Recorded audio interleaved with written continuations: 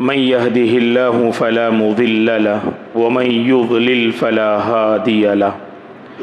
وأشهد أن لا إله إلا الله وأشهد أن محمدا عبده ورسوله أما بعد فأعوذ بالله من الشيطان الرجيم يا أيها الذين آمنوا اتقوا الله حق تقاته ولا تموتن إلا وأنتم مسلمون يا أيها الناس اتقوا ربكم الذي خلقكم من نفس واحدة وخلق منها زوجها وبث منهما رجالا كثيرا ونساء واتقوا الله الذي تساءلون به والأرحام إن الله كان عليكم رقيبا يا أيها الذين آمنوا اتقوا الله وقولوا قولا سديدا يصلح لكم أعمالكم ويغفر لكم ذنوبكم ومن يطع الله ورسوله فقد فاز فوزا عظيما فإن خير الحديث كتاب الله وخير الهدي هدي محمد صلى الله عليه وسلم وشر الأمور محدثاتها وكل محدثة بدعة وكل بدعة ضلالة وكل ضلالة في النار فأعوذ بالله من الشيطان الرجيم ولقد خلقنا الإنسان ونعلم ما توسوس به نفسه ونحن أقرب إليه من حبل الوريد إذ يتلقى المتلقيان عن اليمين وعن الشمال قعيد ما يلفظ من قول إلا لديه رقيب عتيد وجاءت سكرة الموت بالحق ذلك ما كنت منه تحيد ونفخ في الصور ذلك يوم الوعيد وجاءت كل نفس معها سائق وشهيد لقد كنت في غفلة من هذا فكشفنا عنك غطاءك فبصرك اليوم حديد وقال قرينه هذا ما لدي عتيد ألقيا في جهنم كل كفار عنيد مناع للخير معتد مريب الذي جعل مع الله إلها آخر فألقياه في العذاب الشديد قال قرينه ربنا ما أطغيته ولكن كان في ضلال بعيد قال لا تختصموا لدي وقد قدمت إليكم بالوعيد ما يبدل القول لدي وما أنا بظلام للعبيد سبحان الذي أسرى بعبده ليلا من المسجد الحرام إلى المسجد الأقصى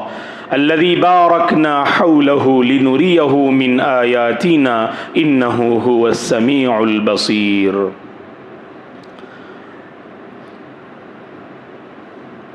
ہر قسم کی تعریف بزرگی اور بڑائی اس اللہ وحدہ لا شریک کے لیے ہے جس نے اس ساری کائنات کو پیدا کیا درود اور سلام ہو رسول اللہ صلی اللہ علیہ وسلم پر جنہوں نے اپنی امت کو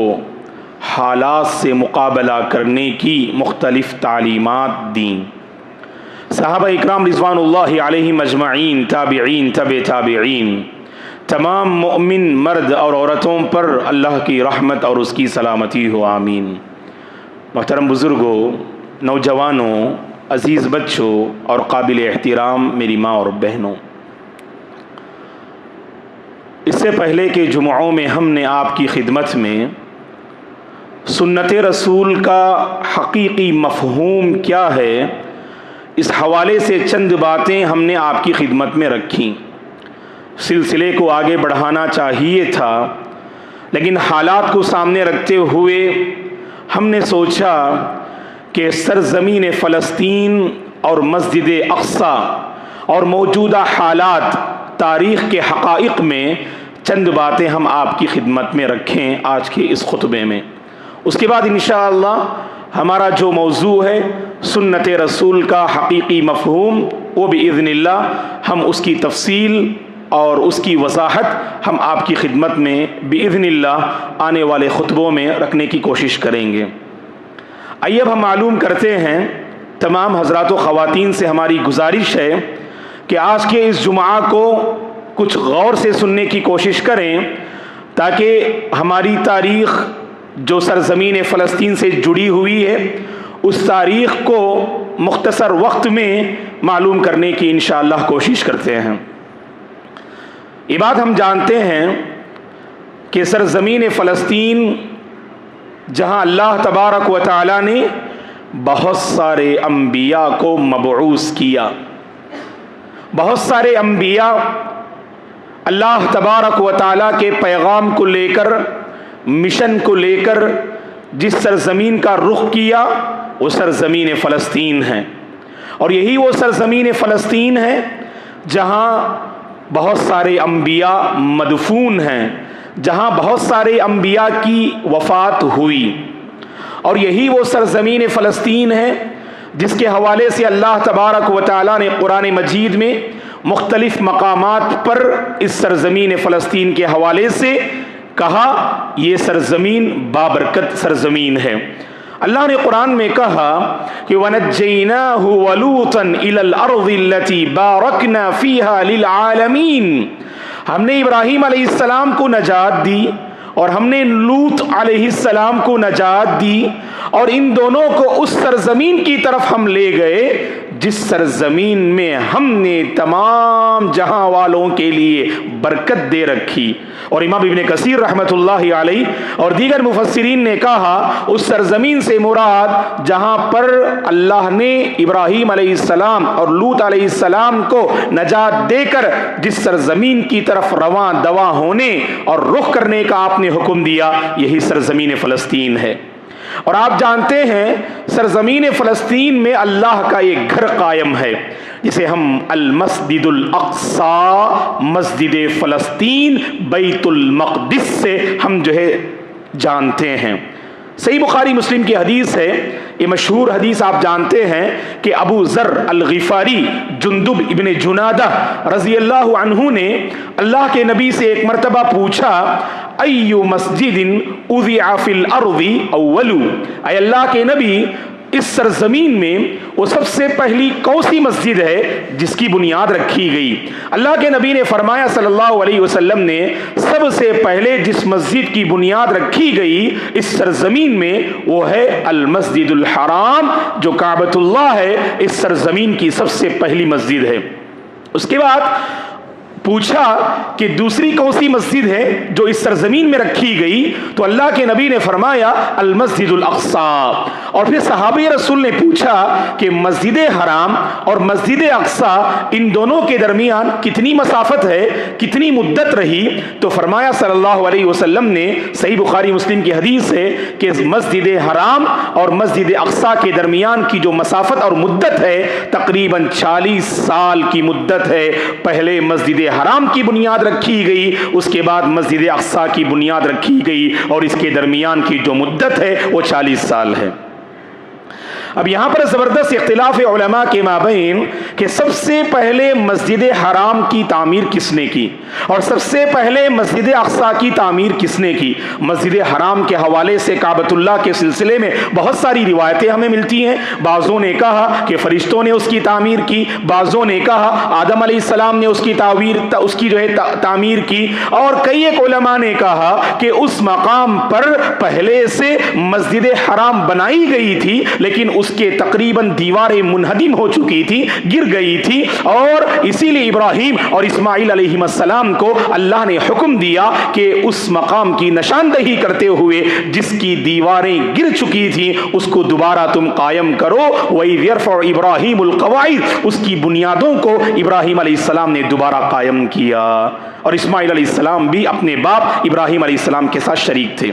اسی طرح سے مسجد اقصی کے سلسلے میں بھی زبردست اختلاف ہے، کسی نے اسحاق علیہ السلام نے اس کی تعمیر کی، اس طرح کی باتیں کہیں، لیکن صحیح روایات سے معلوم ہوتا ہے کہ اللہ تبارک و تعالیٰ نے داؤد علیہ السلام کو تعمیر کرنے کا حکم دیا، تو داؤد علیہ السلام نے تعمیر کا کام شروع کیا، اور ابھی تعمیر کا کام مکمل نہ ہوا، داؤد علیہ السلام کو اللہ نے یہ پیغام بھیجا کہ اب تم تعمیر کا کام روک دو، اب تمہارے بیٹے سلیمان علیہ السلام کے ذریعے اب ہم اس کام کو مکمل کریں گے۔ اور سلیمان علیہ السلام نے جنوں کی مدد سے اور جنوں کے سہارے مسجد اقصی کی تعمیر کا کام آپ نے مکمل کیا، جس کا تذکرہ اللہ تعالیٰ نے 22 پارے میں سورہ سبا میں اللہ تعالیٰ نے جو ہے اس واقعے کو نقل کیا ہے۔ سلیمان علیہ السلام کے ذریعے مسجد اقصی کی تعمیر کا کام مکمل ہوتا ہے۔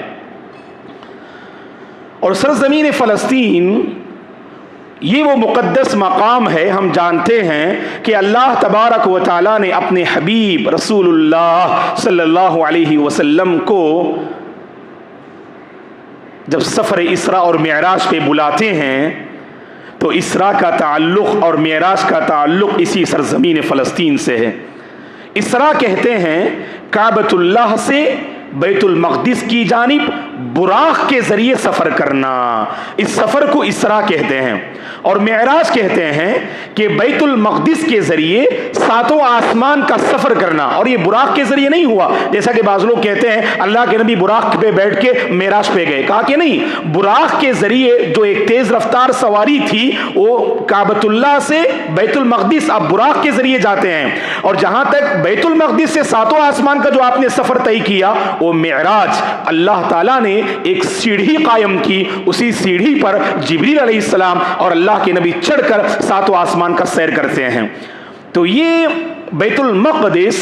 اللہ کے نبی جب راتوں رات نکلتے ہیں مکے سے اور مسجد اقصی پہنچتے ہیں، یہ تاریخی حقائق سے یہ بات واضح ہے، اللہ کے نبی نے وہاں پر نماز پڑھائی اور سارے انبیاء آپ کے پیچھے جمع کر دیے گئے۔ صحیح مسلم کی حدیث ہے کہ اللہ کے نبی نے فرمایا جب میں مسجد اقصی پہنچا اور وہاں پر نماز کا وقت ہوا تو سارے انبیاء کو اللہ نے جمع کیا۔ صحیح مسلم کی حدیث ہے میں نے تمام انبیاء کی امامت کی، اور یہ شرف اور یہ فضیلت اللہ کے نبی کو ملتی ہے، اسی لیے آپ کو کیا کہا جاتا ہے؟ امام الانبیاء کہا جاتا ہے۔ صحیح بخاری مسلم کی حدیث میں اللہ کے نبی جب نماز پڑھا کے باہر آتے ہیں تو اس موقع پر جبریل علیہ السلام اپنے ہاتھ میں، ایک ہاتھ میں جو ہے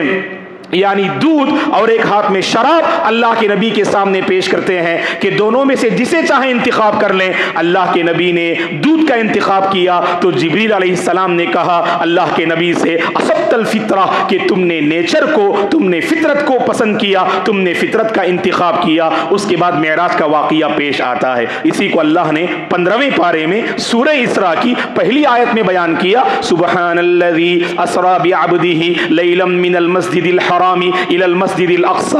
بابرکت ہے وہ ذات جس نے اپنے بندے یعنی نبی کریم صلی اللہ علیہ وسلم کو مسجد حرام سے مسجد اقصی تک پہنچاتا ہے، اور یہ وہ مسجد اقصی ہے الذی بارکنا حولہ، اللہ نے کہا اس مسجد اقصی کے ارد گرد چاروں طرف ہم نے برکت ڈال رکھی ہے، ہم نے برکت دے رکھی ہے۔ اور اللہ کے نبی صلی اللہ علیہ وسلم کے ساتھ جو یہ معاملہ آتا ہے، بعض لوگ سمجھتے ہیں کہ آپ خواب میں جو ہے یہ واقعہ پیش آیا، صرف آپ کی روح پرواز کر گئی، جسم تو مکے میں تھا، بالکل غلط ہے۔ خود اس آیت میں آپ کو جواب ملے گا، اللہ نے کہا سبحان الذی اسری بعبدہ، کہا اپنے بندے کو اللہ نے یہ سفر طے کرایا۔ بندے سے مراد جو جسم بھی ہے، جو روح بھی ہے، صرف روح جو ہے یہ سفر طے نہیں کرتی ہے، بلکہ اللہ کے نبی کا جسم مبارک بھی الحمدللہ اس سفر میں شامل ہوتا ہے۔ تو اللہ کے نبی روح اور جسم کے ساتھ یہ مبارک سفر طے کرتے ہیں۔ یہ کے بعد دیگرے اللہ کے نبی پر آزمائشیں آئیں، اللہ اکبر، ایک طرف دشمنان اسلام قدم قدم پر اللہ کے نبی کو تکلیفیں دینے لگے، ابو طالب کی گھاٹی میں 3 سال تک بند رکھے، اور اس کے بعد چچا ابو طالب کی وفات ہوتی ہے، ماں ختیجہ کی وفات ہوتی ہے، سفر طائف میں آپ کے ساتھ جو معاملہ کیا جاتا ہے، یہ کے بعد دیگرے اللہ کے نبی کو صدمہ در صدمہ، صدمہ پر صدمہ، مصیبت پر مصیبت اللہ کے نبی کی زندگی میں آتی ہے۔ تسلی دینے کے لیے، اللہ کے نبی کو تسلی دینے کے لیے اللہ تعالیٰ یہ عظیم واقعہ آپ کی زندگی میں کراتے ہیں، جسے ہم سفر اسراء اور معراج سے تعبیر کرتے ہیں، اور اس اسراء اور معراج کا تعلق اسی سرزمین فلسطین سے رہا ہے دوستو۔ اور سرزمین فلسطین جہاں مسجد اقصی آباد ہے، آپ کو معلوم ہونا چاہیے کہ اس مسجد کی جانب عبادت کی غرض سے آپ سفر کر سکتے ہیں۔ اس پوری دنیا میں جیسا کہ مشہور حدیث آپ جانتے ہیں، صرف 3 مسجدیں ایسی ہیں جہاں عبادت کی غرض سے آپ سفر کر سکتے ہیں، ورنہ سفر آپ عبادت کی غرض سے کریں شریعت نے اسے پسند نہیں کیا۔ اللہ کے نبی نے فرمایا صلی اللہ علیہ وسلم نے، اگر آپ یعنی عبادت کی غرض سے سفر کرنا چاہتے ہیں تو 3 مساجد کا آپ رخ کر سکتے ہیں۔ ایک آپ نے فرمایا مسجد حرام، جہاں 1 نماز پڑھنا 1 لاکھ نماز پڑھنے کے برابر ہے، اور دوسرا مقام آپ نے کہا مسجد نبوی، جہاں 1 نماز پڑھنا 1000 نماز پڑھنے کے برابر ہے، اور تیسری مسجد اور تیسرا مقام یہی مسجد اقصیٰ ہے، جہاں پر 1 نماز پڑھنا صحیح روایات کے مطابق 250 نمازوں کے برابر ہے، اور بعض روایت میں 500 نماز کا جو ہے ذکر بھی ملتا ہے، لیکن صحیح روایات کے مطابق مسجد اقصیٰ میں جو فلسطین میں قائم ہے 1 نماز پڑھنا 250 نمازوں کے برابر اللہ ثواب عطا کرتے ہیں۔ اور یہ بات آپ جانتے ہیں، یہ مسجد اقصیٰ مسلمانوں کا پہلا قبلہ رہا ہے دوستو، یہ مسلمانوں کا پہلا قبلہ رہا ہے۔ صحیح بخاری مسلم کی حدیث ہے، اللہ کے نبی صلی اللہ علیہ وسلم جب مکہ سے ہجرت کر کے مدینہ آئے تو مدینہ آنے کے بعد تقریباً 16 مہینوں تک، ایک اور روایت میں 17 مہینوں تک اللہ کے نبی صلی اللہ علیہ وسلم مسجد اقصیٰ کی طرف رخ کر کے آپ نماز پڑھ رہے تھے۔ آپ 16 مہینے اور 17 مہینے تقریباً جو ہے 1.5 سال کے آس پاس تک اللہ کے نبی مسجد اقصیٰ کی طرف رخ کر کے نماز پڑھ رہے تھے، اور سارے صحابہ بھی مسجد اقصیٰ کو اپنا قبلہ بنائے ہوئے تھے۔ اللہ کے نبی کی خواہش تھی کہ ہمارا قبلہ مسجد اقصیٰ نہ رہے، کعبۃ اللہ کو ہمارا جو ہے قبلہ کر دیا جائے۔ اللہ نے قرآن میں اس خواہش کو ذکر کیا کہ قد نرى تقلب وجهك في السماء، اے نبی ہم دیکھتے ہیں آپ کو کہ بار بار آپ کا چہرہ آسمان کی طرف اٹھتا ہے۔ اللہ کے نبی آسمان کی طرف اپنا چہرہ اٹھاتے تھے، نماز میں نہیں، عام موقع پر۔ کیوں اٹھاتے تھے چہرہ؟ تاکہ آسمان سے کوئی وحی نازل ہو جائے اور ہمارا قبلہ بدل دیا جائے۔ تو اللہ تعالیٰ نے کہا اس کے بعد فَلَنُوَلِّيَنَّكَ قِبْلَةً تَرْضَاهَا، اے نبی ہم آپ کے چہرے کو اس سمت جو ہے کر دیں گے جس سے آپ راضی ہو جائیں گے، اس قبلے کی جانب ہم آپ کا چہرہ کر دیں گے جس سے آپ راضی ہو جائیں گے۔ پھر اللہ نے قبلے والی آیت نازل کی سورہ بقرہ میں 2 پارے کے شروع میں، دیکھ لیجیے آپ، فَوَلِّ وَجْهَكَ شَطْرَ الْمَسْجِدِ الْحَرَامِ، اے نبی آپ اپنا چہرہ مسجد حرام کی جانب کر لیجئے۔ نماز عصر کے موقع پر یہ آیت نازل ہوتی ہے۔ اللہ کے نبی صلی اللہ علیہ وسلم سب سے پہلی جو نماز ادا کی مسجد اقصیٰ کی جانب وہ نماز عصر ہے، مسجد یعنی حرام کی جانب، کعبۃ اللہ کی جانب اللہ کے نبی نے جو سب سے پہلی نماز پڑھی وہ نماز عصر ہے۔ اور قباء والوں کو اگلے دن نماز فجر کے موقع پر یہ خبر ملتی ہے، تو نماز فجر ہی میں جب وہ نماز ادا کر رہے ہوتے ہیں، مدینے کے کوئی شخص جب ادھر سے گزرتے ہیں، ان کو خبر نہ تھی، انہوں نے اعلان کیا، اے لوگو اللہ کا حکم آ چکا ہے، ہمارے نبی نے اعلان کر دیا ہے، اب ہمارا قبلہ بیت المقدس نہ رہا بلکہ کعبۃ اللہ مسجد حرام ہے۔ تو قباء میں جو لوگ نماز ادا کر رہے تھے، نماز کے دوران ہی انہوں نے اپنا قبلہ بدل لیا، جو صحیح بخاری مسلم کی حدیث ہے۔ تو یہ ہمارا قبلہ اول رہا ہے دوستو۔ اب آئیے ہم معلوم کرتے ہیں کہ تاریخی ناحیے سے اس مسجد پر مسلمانوں کا قبضہ کب ہوا اور دشمنان اسلام نے اسے اپنے قبضے میں کب کیا۔ اگر آپ تاریخ پڑھتے جائیں تو دشمنان اسلام نے یہ اس مسجد اقصیٰ پر قبضہ کر جما لیا تھا، اور سب سے پہلے اس کو فتح کرنے والے اور مسلمانوں کے حوالے کرنے والے یہ عمر بن خطاب رضی اللہ عنہ ہیں۔ جب آپ 13 ہجری میں خلیفہ بنائے جاتے ہیں تو 15ویں ہجری میں عمر بن خطاب رضی اللہ عنہ نے ایک زبردست مسلمانوں کا لشکر آپ نے تیار کیا اور مدینے سے سرزمین فلسطین کو آپ نے روانہ کیا۔ اور جب یہ لشکر سرزمین فلسطین کو پہنچتا ہے، وہاں ٹھاٹے مارتا ہوا سمندر یہودیوں کا اور دشمنان اسلام کا، اور مسجد اقصیٰ کو فتح کرنے کے لیے ایک بارو شخصیت کی ضرورت تھی، تو امیر لشکر نے مدینے کے نام حضرت امیر المؤمنین عمر بن خطاب کے نام ایک خط لکھا اور کہا کہ اے امیر المؤمنین، حالات بڑے نازک ہیں، آپ خود بذات خود تشریف لائیے۔ تو جب یہ خط موصول ہوتا ہے، پہنچتا ہے، عمر بن خطاب رضی اللہ عنہ بالفور مدینے سے نکلتے ہیں سرزمین فلسطین کی جانب، اور یہ 15ویں ہجری کا واقعہ ہے اور 16ویں ہجری کی شروعات ہے۔ اور جیسے ہی سرزمین فلسطین میں داخل ہوتے ہیں، ایک طرف مسلمانوں کا لشکر اور اس سے زیادہ ٹھاٹے مارتا ہوا جو ہے یعنی دشمنان اسلام کا لشکر، اور دشمنان اسلام کے دلوں میں مسلمانوں کے سلسلے میں اللہ نے رعب ڈال دیا اور ڈر ڈال دیا تھا۔ اور جیسے ہی عمر جیسی جلال والی شخصیت کو انہوں نے دیکھا تو عمر بن خطاب رضی اللہ عنہ کہتے ہوئے سرزمین فلسطین میں آپ داخل ہوئے اور دشمنوں کی فوج میں آپ گھس پڑے۔ کیا کہا عمر بن خطاب رضی اللہ عنہ نے؟ اے دشمنوں سن لو، نحن قوم اعزنا اللہ بالاسلام فمہما ابتغیتم العزت بغیرہ اذلکم اللہ۔ ہم ایسی قوم ہیں، اللہ نے اسلام کے ذریعے ہمیں عزت دی، اللہ نے اسلام کے ذریعے ہمیں عزت دی۔ اگر اسلام کو چھوڑ کر اور مذہب میں اور کلچر میں تم عزت کو تلاش کرو گے، اللہ تمہیں ذلیل کر کے رکھ دیں گے، اللہ تمہیں نیست و نابود کر کے رکھ دیں گے۔ یہ کہتے ہوئے جب داخل ہوتے ہیں دشمنوں کے دل میں ایسا ڈر اور ایسا رعب طاری ہوتا ہے، سب کے سب اپنا ہتھیار ڈال دیتے ہیں، اور الحمدللہ آسانی کے ساتھ عمر بن خطاب رضی اللہ عنہ مسجد اقصی کو جو ہے فتح کر لیتے ہیں اور کامیاب کر لیتے ہیں۔ اور 15ویں ہجری سے مسلمانوں نے اس مسجد اقصی میں نمازیں ادا کرنا اور اس پر جو ہے سبحان اللہ اپنی حکمرانی کرنا شروع کیا۔ آہستہ آہستہ جب مسلمانوں کی صفوں میں کمزوری آتی ہے، آپ کو معلوم ہونا چاہیے کہ سن 40 ہجری میں خلفائے راشدین کا دور ختم ہوتا ہے، 40 پر 1 ہجری میں یہ ہجری کی بات کرتے ہیں، آپ کو معلوم ہونا چاہیے اب ہم کون سی ہجری میں ہیں؟ 1440 پر جی 4 یا 5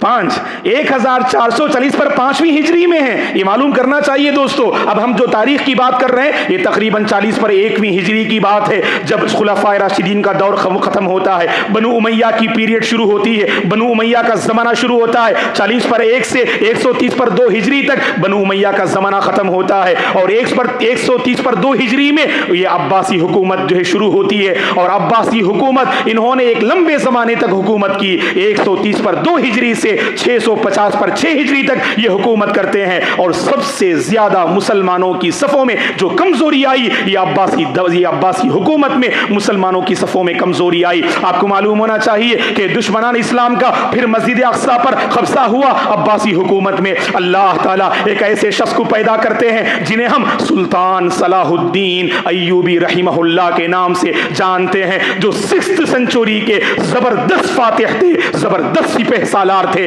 زبردست سپہ سالار تھے، اور اسلامی جو ہے یعنی لشکر کے قائد تھے۔ سلطان صلاح الدین ایوبی رحمہ اللہ نے دیکھا مسجد اقصی پر عیسائیوں کا قبضہ ہے، صلیبی جنگیں وہاں پر چل رہی ہیں، عیسائیوں نے پوری طرح سے وہاں پر قبضہ جو ہے جمائے رکھا ہے۔ صلاح الدین ایوبی رحمہ اللہ کے ذریعے اللہ تعالیٰ دوبارہ بیت المقدس کو فتح کرواتے ہیں۔ 580 پر 3 ہجری میں الحمدللہ صلاح الدین ایوبی رحمہ اللہ اس بیت المقدس کو فتح کرتے ہیں، اور اس کے بعد 760 پر 2 سال تک مسلمانوں نے مسجد اقصی پر حکومت کی۔ 760 پر 2 سال تک مسلمانوں کے قبضے میں یہ مسجد اقصی رہی۔ جب پھر دوبارہ مسلمانوں میں کمزوری آئی ان یہودیوں نے اس پہ قبضہ کیا۔ کب قبضہ کیا؟ آپ کو معلوم ہونا چاہیے کہ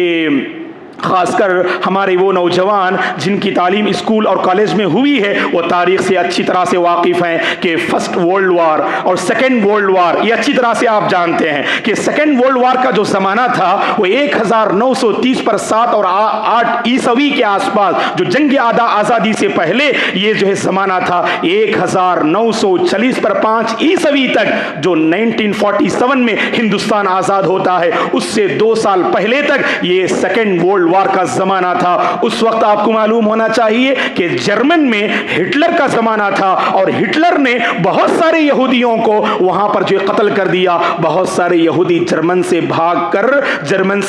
کر فلسطین میں آ کر آباد ہوئے، فلسطین میں آ کر انہوں نے پناہ لی۔ فلسطین والوں سے جو غلطی ہوئی وہ یہی کہ فلسطین میں انہوں نے یہودیوں کو جگہ دینے کی انہوں نے ٹھان لی، اور وہیں سے انہوں نے اپنا قبضہ جمانا شروع کیا، اور یہ یہ بات ہے 1947 میں گویا کہ یہ یہودی چند ہزار پر مشتمل تھے، آ کر وہاں آباد ہوئے، اور 1948 میں 1 سال کی مدت میں انہوں نے اسرائیل کے نام سے ایک جو ہے جگہ کو انہوں نے قائم کیا، اور آج ہم اسرائیل کا نام جو سنتے ہیں اصل اس کی تاریخ جو ہے 1948 سے شروع ہوتی ہے۔ ان یہودیوں نے سرزمین فلسطین میں اسرائیل کی بنیاد رکھی، اور آہستہ آہستہ سرزمین فلسطین کے مختلف علاقوں پر انہوں نے جو ہے اپنا قبضہ جمانا شروع کیا، اور جیسے ہی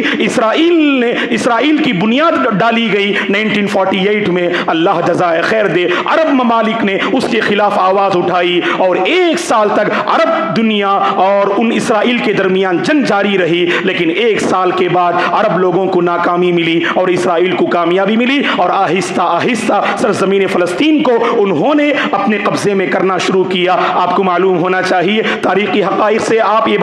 اس بات سے واقف ہیں کہ 2017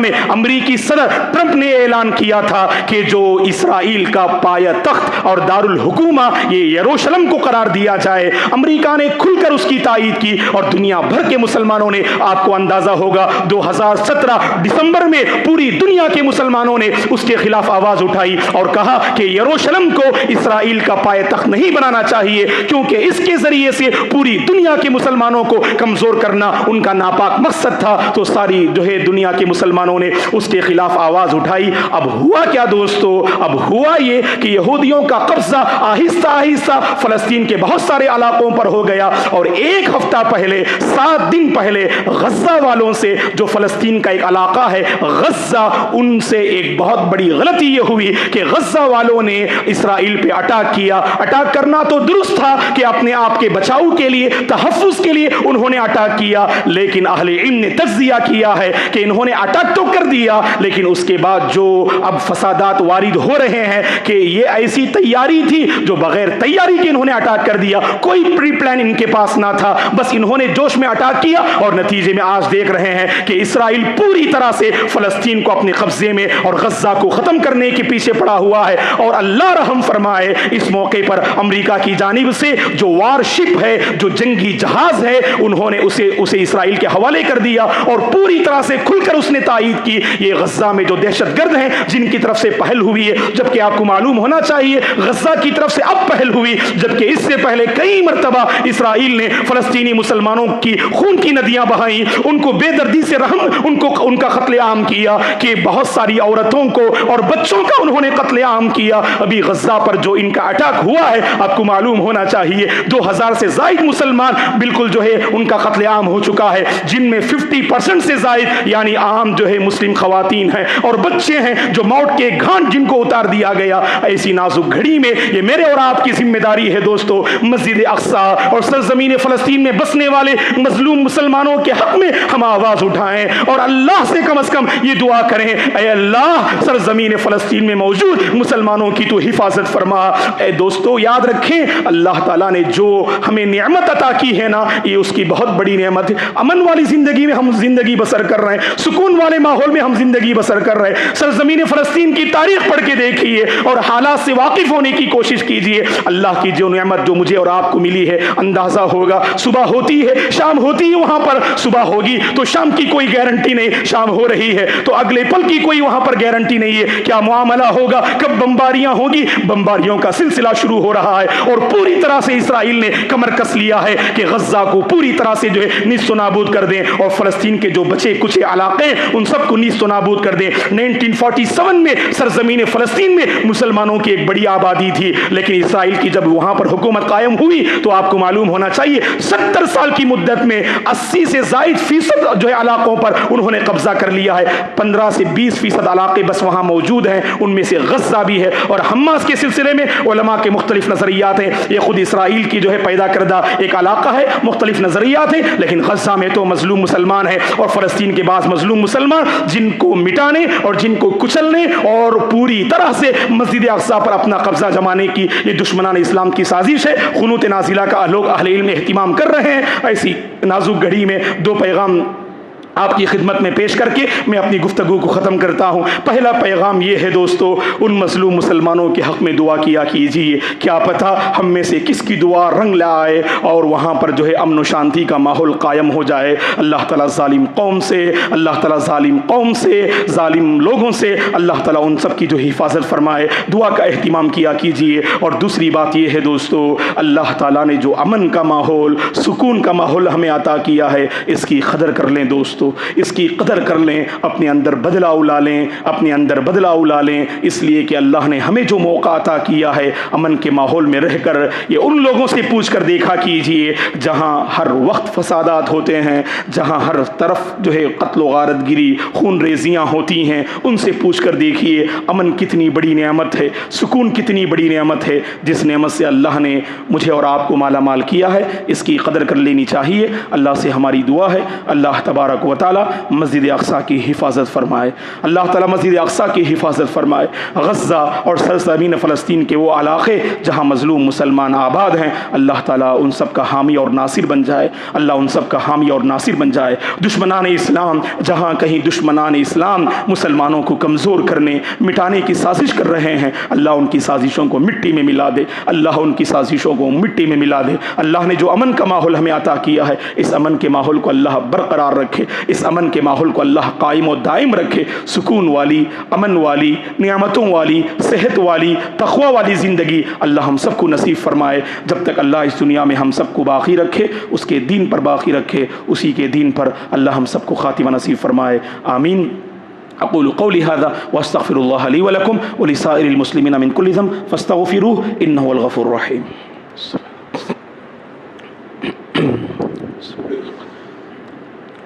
ان الحمد لله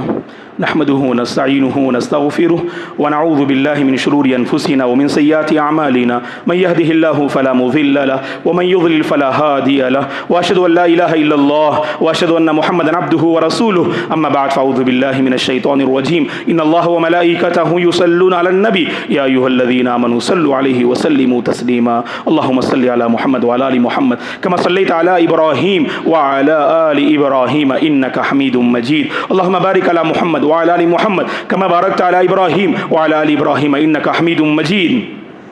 اللهم احفظ الإسلام والمسلمين، اللهم أعز الإسلام والمسلمين وأذل الشرك والمشركين، اللهم انصر الإسلام والمسلمين، اللهم انصر الإسلام والمسلمين، اللهم احفظ المسلمين في فلسطين، اللهم احفظ المسلمين في غزة، اللهم احفظ المسلمين في كل مكان يا رب العالمين، اللهم أصلح أحوال المسلمين في فلسطين، اللهم أصلح أحوال المسلمين في غزة، اللهم احفظ المسجد الأقصى، اللهم احفظ المساجد، اللهم احفظ المساجد، اللهم احفظ المدارس يا رب العالمين ويا أكرم الأكرمين، اللهم إنا نسألك الهدى والتقى والعفاف والغنى، اللهم بارك لنا فيما رزقتنا، اللهم بارك لنا فيما رزقتنا، اللهم لا تدع لنا ذنبا إلا غفرته ولا هما إلا فرجته ولا هما إلا فرجته ولا هما إلا فرجته ولا دينا إلا قضيته ولا مريضا إلا شفيته ولا حاجة من حوائج الدنيا والآخرة إلا قضيتها يا رب العالمين، اللهم إنا نسألك علما نافعا ورزقا طيبا وشفاء من كل داء وعملا متقبلا، عباد الله رحمني ورحمكم الله، فأعوذ بالله من الشيطان الرجيم، إن الله يأمر بالعدل والإحسان وإيتاء ذي القربى وينهى عن الفحشاء والمنكر والبغي يعظكم لعلكم تذكرون، اذكروا الله العظيم يذكركم ولذكر الله تعالى أكبر والله يعلم ما تصنعون۔